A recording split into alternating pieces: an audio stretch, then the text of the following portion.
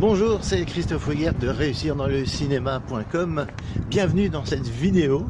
Dans laquelle je voudrais vous parler de ce qu'on appelle les revenus actifs et les revenus passifs. Alors, les revenus actifs, quelle est la différence entre les revenus actifs et les revenus passifs? C'est tout simple.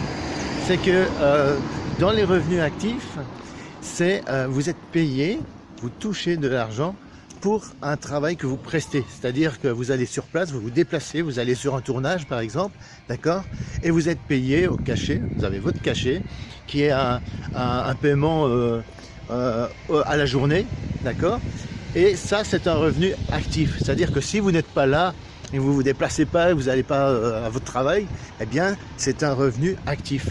Voilà, c'est ce type de revenu, c'est le revenu le plus couramment utilisé, par exemple, en tant que salarié pour un patron, eh bien, ça, c'est un revenu actif aussi. Donc, si vous n'êtes pas là, que vous ne prestez pas le travail, vous ne touchez rien du tout. D'accord? Et alors, en opposition avec le revenu passif, c'est, à mes yeux, à mon sens, le revenu le plus intéressant, parce que vous prestez une fois le travail, mais vous continuez à vie, de manière totalement passive, à obtenir des revenus pour un travail que vous avez fait une fois. Alors en tant qu'acteur, comment ça se traduit par quoi concrètement?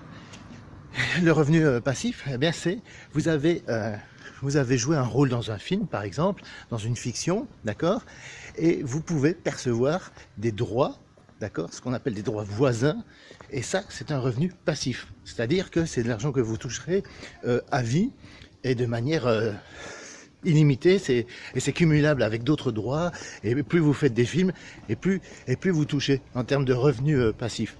Alors vous touchez ces revenus comment? Eh bien ces revenus passifs, le droit voisin, ce qu'on appelle le droit voisin, qui concerne tous les exécutants, c'est-à-dire un musicien fait partie d'un orchestre et exécute une partition qu'il n'a pas lui-même écrite, composée, mais comme il participe à l'enregistrement de ce morceau en tant que violoniste, trompettiste et j'en passe, hein, il y a tous les corps de métier qui sont concernés par ça, eh bien ils perçoivent un droit voisin pour avoir participé à l'enregistrement d'un CD ou d'un support quelconque, d'une partition musicale, d'accord. Et les chanteurs, c'est la même chose aussi. Les chanteurs, ils reçoivent aussi des droits pour avoir exécuté leur travail de chanteur, d'interprète, en tant qu'interprète tout simplement. Et il y a une société en Belgique qui s'appelle Playwright, qui s'occupe de reprendre les droits d'auteur, les droits voisins pour les exécutants. Alors comment ça se passe? C'est que en cas de diffusion, à la radio pour un chanteur ou alors à la télévision aussi, les comédiens pour les fictions sont surtout concernés par la diffusion télé de leur participation à un film. Voilà, tout simplement.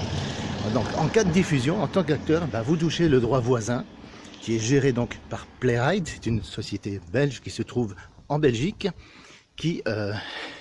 dont le travail, principale activité, est de répertorier toutes les diffusions qui ont été faites du film dans lequel vous avez travaillé. Et donc il ne faut pas oublier de remplir les papiers, de déclarer votre participation au tournage d'une fiction, parce que ça c'est important, parce que si vous ne le faites pas, vous ne touchez rien du tout.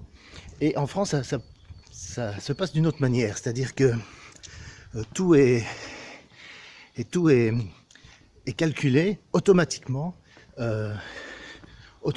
et l'artiste n'a pas à déclarer quoi que ce soit. Ça c'est une information que j'ai eue par un ami acteur qui est français pure souche, et donc qui est au courant de ce système et qui m'a dit que en France il fallait pas nécessairement déclarer ou surveiller les diffusions des films qu'on a fait, parce que de toute façon tout est tracé automatiquement par la société qui s'occupe de ça, par exemple la SACD en France, il y en a aussi une en Belgique, la SACD à Bruxelles, et eux ils s'occupent des droits d'auteur pour les auteurs et ceux qui écrivent des scénarios ou des pièces de théâtre.